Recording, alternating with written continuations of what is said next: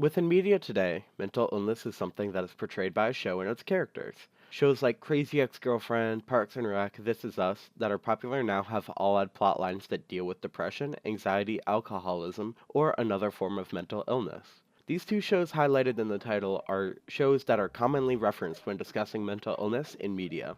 These shows have created discussion about mental well-being, and that is for better or for worse. BoJack Horseman is an animated show centered around an anthropomorphic horse, who is named BoJack Horseman, who is a former sitcom star who is trying to get back in the spotlight by doing various things like writing a book, starring in a movie, and trying to win an Oscar, and more. The show follows him and his wacky cast of friends and acquaintances on many weird and crazy adventures. The show has a lot of fun and cute humor, like clever puns about animals, but this is followed by an underlying plotline centered around BoJack's mental illness and a lack of self-worth. Me? Tanisha, nobody completes anybody. That's not a real thing. If you're lucky enough to find someone you can halfway tolerate, you sink your nails in and you don't let go, no matter what. So what? I should just settle? Yes, thank you. Exactly, settle. Because otherwise, you're just going to get older and harder and more alone. And you're going to do everything you can to fill that hole with friends and your career and meaningless sex, but the hole doesn't get filled. And one day, you're going to look around and you're going to realize that everybody loves you, but nobody likes you. And that is the loneliest feeling in the world.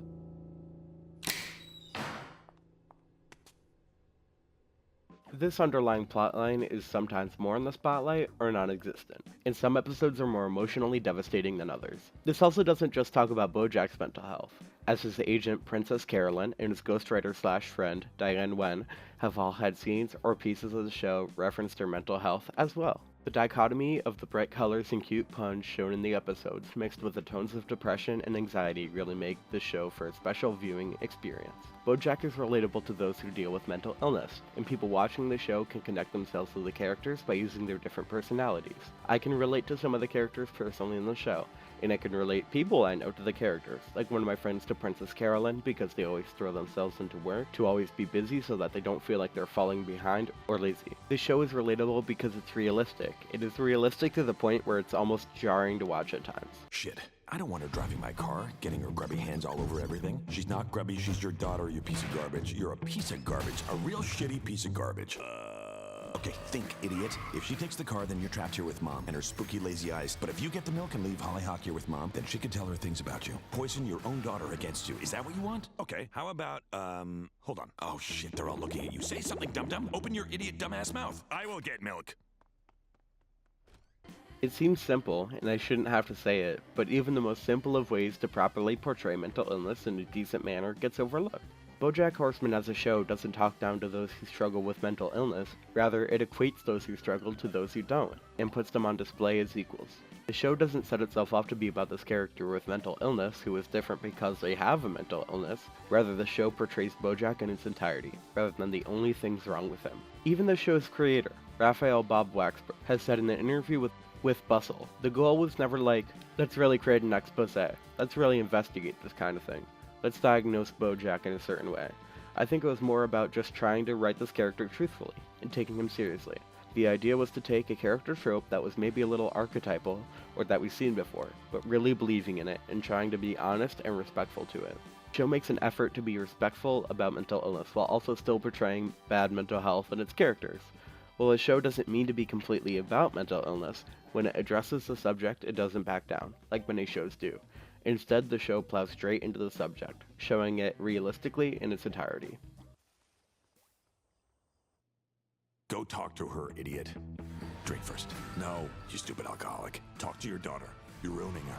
You know that, right? No matter what, your poison is already in her. There's nothing you can do. That's not true. Yeah, it is. You stupid piece of shit. You're a real stupid piece of shit. And everywhere you go, you destroy people.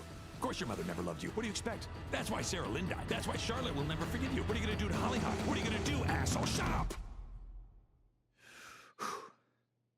The show also tackles the idea that your circumstance, whether it be financial, career, or romantic, doesn't always mean you're happy, and reaching for this goal and achieving it won't always shut up the voice in your head that tells you you're nothing, which is extremely true to those who suffer.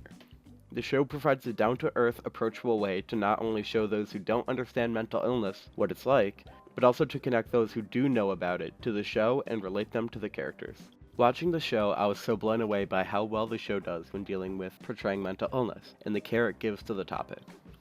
Now we move over to 13 Reasons Why, which before we get into it, I will only be discussing Season 1 since I personally refuse to watch Season 2, as well as not discussing the book because we are talking about TV shows and viewable media, not books. The show follows the main character as he listens to the tapes left behind by this friend after she killed herself. Each of the tapes is about a different person, and how they contributed to her decision to end her life, like guys spreading rumors about her, and doing other all-around fucked up shit. Some reactions that the girl has in the show are just so off base and nothing anybody in the real world would do, to the point where I had to stop binging at times because it got so frustrating to watch. Not only that, but every character has no depth whatsoever. The main characters, everyone on the tapes, are just so milquetoast boring, and are just cardboard archetypes that fill out the roles that the show sets them up, and they never break their pigeonholed boxes that the writers put them in. The jocks are jocks, the weirdo is a weirdo. The main character, Clay, is if the word what turned into a person. The only interesting character is the one that worked in the coffee shop that Clay just ignored until the end of the season. Unlike BoJack, I literally couldn't relate to any of these characters. Mental illness is only brought up in the character that ends her life to start off the plot of the show, and is only brought up in the fact that she died through suicide. The show doesn't really address depression or anxiety or bipolar depressive disorder or any mental illness that could lead to suicidal thoughts. It just has the character end her life. Why does she make tapes? To place blame. Making a character's suicide note and how everyone took part in her decision be the forefront of a show is a gross and unjust way to show mental illness to a wide audience. As well as the idea of showing the character receiving love and compassion only after her passing is a negative way of showing mental illness. The National Alliance on Mental Illness, or NAMI, wrote about those ideas and how negative it is to show it in media. The article by NAMI also touches on how 13 Reasons Why breaks reportagainstsuicide.org's specific set of guidelines to not have suicides prompted by media occur, by graphically showing the character doing the act themselves. In fact, 13 Reasons Why effectively breaks all of reportagainstsuicide.org's guidelines on how not to portray suicide, which are: don't sensationalize the suicide, don't talk about the contents of the suicide note if there is one, don't describe the suicide method, report on suicide as a public health issue, don't speculate on why the person might have done it, don't quote or interview police or first responders about the causes of suicide, describe suicide as died by suicide or completed or killed him/herself rather than committed suicide. Don't glamorize suicide. I'm going to break my script for a quick second because later on in the script I don't think I get into this enough, but I think it's absolutely fucking appalling and disgusting that they have the gall and the audacity to make this and break these set of rules that are set up and like nationally backed and set up by like therapists and people that know what they're talking about, and they just blatantly fucking ignore it. Then they're able to like go on TV, go on interviews, and have Selena Gomez, a producer, say, "Oh, I'm proud of what we did with this show. I'm proud of how we portray mental illness." That's fucking gross. Are you kidding me? You think you're proud of yourself for that? You're not doing anyone justice. You're not making anyone better with this show. You're just trying to make money.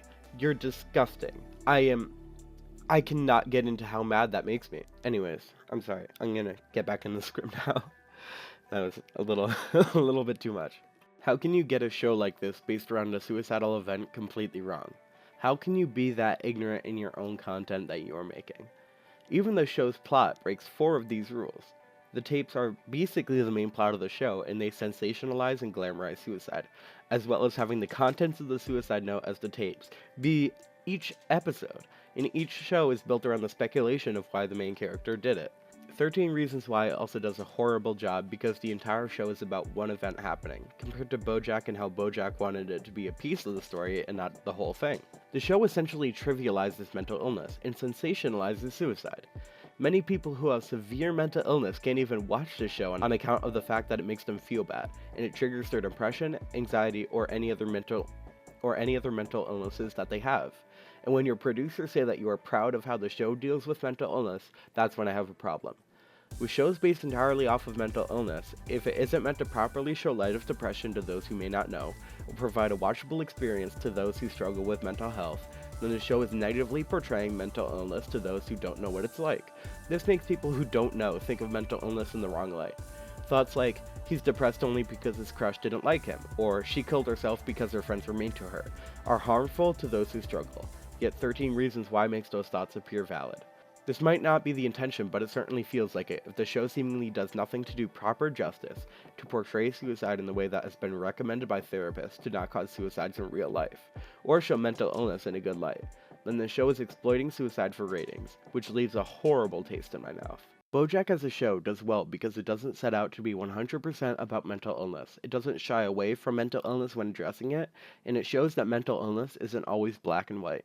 And the show makes an effort to be relatable to those who have mental illness.